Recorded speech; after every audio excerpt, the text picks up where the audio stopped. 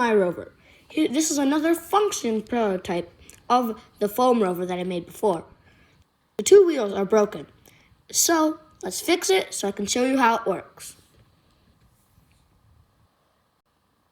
Let's warm our hands up, plug in the hot glue gun, and soldering iron. Let's go.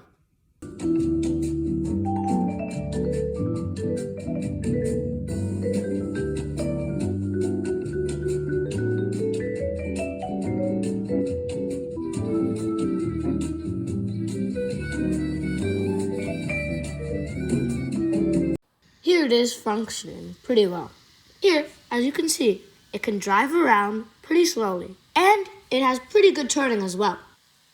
So how it works is there are 4 DC motors attached to 4 servos, and they each can turn around.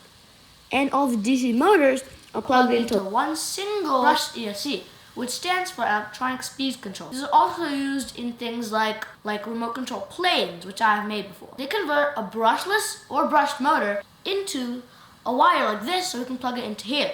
So we can use a remote, like my FlySky controller, to control it. You may have noticed that not just the front wheels, but also the back wheels have turning servos. So here's a quick demonstration on how it works. This is using the Ackerman's turning geometry. Since the front wheels turn to the left, the back wheels turn the opposite direction to create sort of like a U. So it turns a lot more efficiently. This is the same thing what the rovers that are on Mars right now are using. If you turn both the wheels like this, then you can have the rover turn diagonally. You can also do that for both sides. But in the opening scenes, you might have noticed this. This is the camera system. This is so we can actually have the use for the rover. Otherwise, it'll just drive around doing nothing. Here, we can mount my GoPro on top of it and actually record something. And you can even live stream it.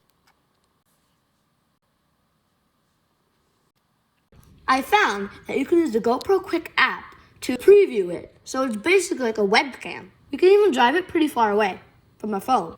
This whole thing can move around with the pan servo at the bottom and the tilt servo at the top. How this mechanism works is one servo at the bottom turns the whole tilt servo on top. The tilt servo tilts the camera up and down, while the pan servo moves it the other way.